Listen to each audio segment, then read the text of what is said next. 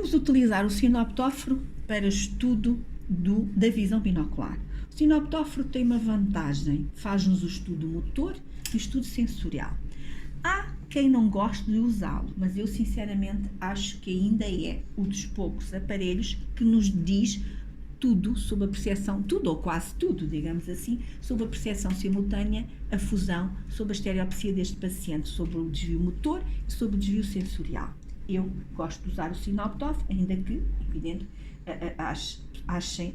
existam pessoas que não gostem de usar o sinoptóforo. Portanto, ele faz-nos o estudo motor quando nos dá o ângulo objetivo e o ângulo subjetivo do paciente, nesse caso será o estudo sensorial, diz-nos os valores da fusão e diz-nos se o paciente tem estereopsia e também podemos avaliar a existência de supressões de correspondência retiniana e ainda tem outra vantagem, permite-nos medir os desvios nas diferentes direções do olhar, permite-nos fazer o desviómetro, portanto, medir em elevação, em infraversão, em destoversão, em destosupraversão, portanto, nas diferentes posições diagnósticas do olhar, que é muito útil para os estrabismos paralíticos, para os desvios inconcomitantes, que nos dá os valores nestas diferentes posições, que permitem depois ao médico, oftalmologista, cirurgião, poder fazer o seu plano cirúrgico e atuar da melhor maneira.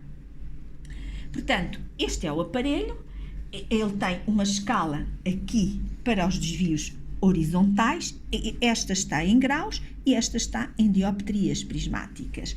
Tem aqui a escala para os ciclodesvios, portanto, e tem depois aqui as escalas para os hiperdesvios, desvio convergente, direito sobre esquerdo ou esquerdo sobre direito. Esta está em dioptrias, conforme vocês podem ver aqui, e esta está em graus, os ciclodesvios em graus. Esta é a base e estes são os braços. Nós chamamos os braços. Nos braços tem as escalas que eu acabei de falar. Os braços são móveis, que nos permitem medir o desvio na horizontal e podem se elevar para nós medirmos os desvios na posição de elevação. Portanto, temos aqui esta escala aqui, onde nós podemos, através deste manípulo, subir e descer o braço naquilo que nós queremos. Normalmente, nós fazemos as medições na elevação e em depressão em 15 graus, portanto, na posição de 15 graus para cima e 15 graus para baixo. Pois aqui é o local onde nós vamos colocar os slides, que já vou falar daqui a bocadinho. Estas são os oculares por onde o paciente espreita.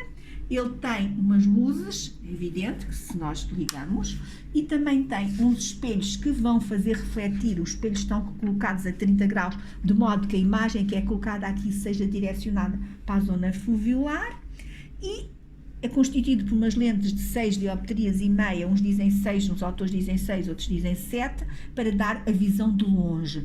Há quem não goste de utilizar isto, na medida em que diz que é um modo artificial, porque estamos atrás de um aparelho e muitas vezes os pacientes acomodam, mas eles não acomodam assim tantas vezes como se possa pensar, porque eu estou mais do que farta, desculpem a expressão, estou sempre a utilizar e é raramente aquilo que o paciente que está a acomodar.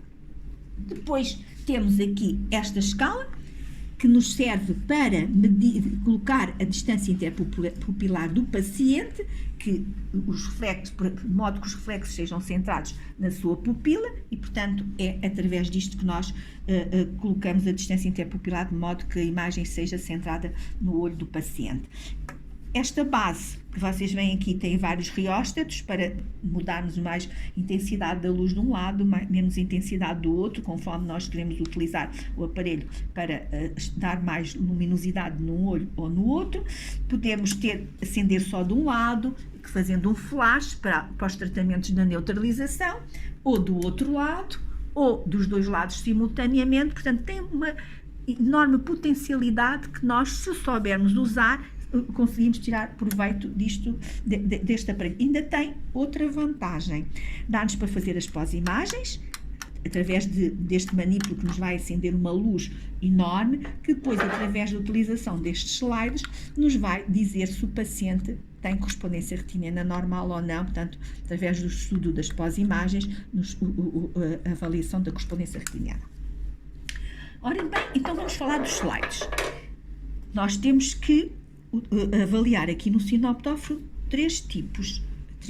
os 3 graus da visão binocular. Portanto, a percepção simultânea, a fusão e a estereopsia. E temos slides para tudo isso. Estes são os slides de percepção simultânea. Portanto, sem querer fazer publicidade ao aparelho, este é um aparelho com uma determinada marca e tem umas características, mas todos os sinoptóforos de marcas diferentes, Clement Clark, Oculus, a base é a mesma e os princípios são os mesmos. Os slides, temos vários tipos, temos slides maculares, estes são maculares, depois temos paramaculares, que estes são enormes, são muito grandes, são paramaculares, portanto são slides de percepção simultânea. O que é que nós vemos? Vemos um rato com uma ratoeira, portanto um olho vai receber uma imagem e o outro vai receber a outra e depois o cérebro vai juntar como uma imagem única que o rato vai estar dentro da ratoeira.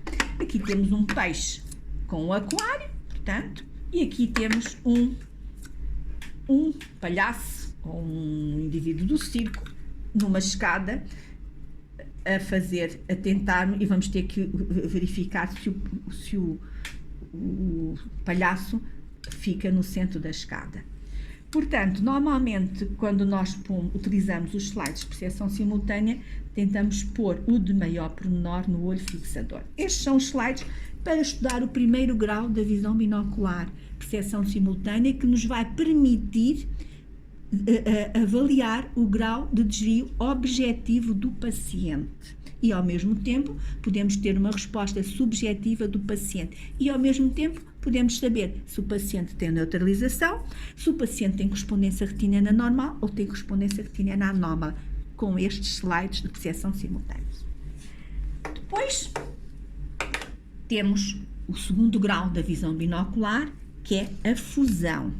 Portanto, são duas imagens semelhantes que se vão juntar também numa só. Cada olho recebe uma imagem, ou está a visualizar uma imagem. Neste caso temos um porco enorme, que são slides paramaculares, que é com uma borboleta e uma borboleta no outro lado, uma borboleta vermelha e uma borboleta verde.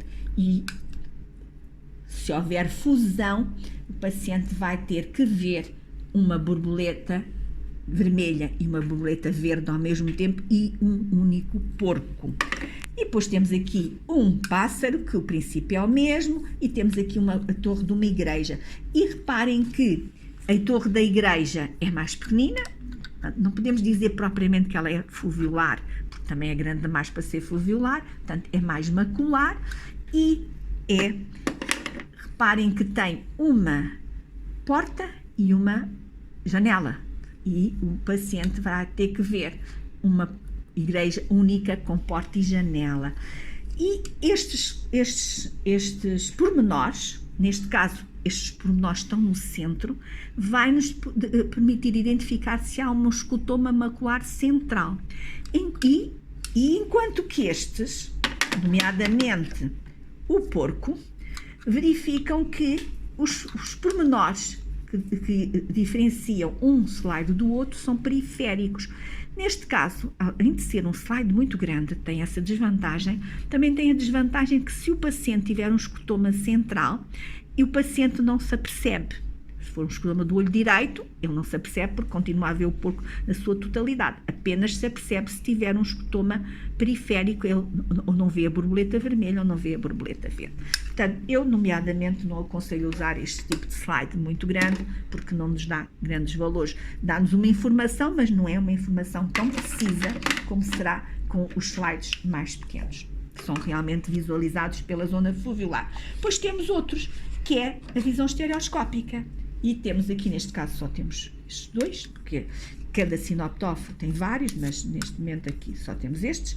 E temos este, que é também macular, paramacular, porque é enorme, nos vai dar uma visão estereoscópica muito periférica, não é? E, portanto, o que é que vai acontecer aqui neste caso, como as imagens estão descentradas, reparem, então, os slides, depois quando eu for colocar os slides, as imagens vão estar ligeiramente descentradas. O que é que vai acontecer? O paciente vai ver os 4 círculos, em que um deles está mais perto dos seus olhos e o outro está muito mais afastado, se tiver uma visão estereoscópica. Aqui é o célebre slide de estereopsia tipo tubo. Eu digo cérebro porque quase todos os sinoptófos têm o mesmo tipo de slide, em que realmente o paciente, quando vir, vai ver um tubo em que ou tem o círculo mais pequeno perto de si e o maior lá longe, ou ao contrário, consoante a posição que nós pomos os slides. Muitas vezes, para confirmar, eu costumo pôr os slides de uma maneira em que ele vê o círculo mais pequeno perto dele, e depois, para ter a certeza que o paciente está a responder com sinceridade, eu troco e ele vai ter que ver os slides de maneira diferente. Portanto, o tubo, o círculo mais pequeno vai estar virado para lá, portanto, ele vê ao contrário, isto para eu confirmar.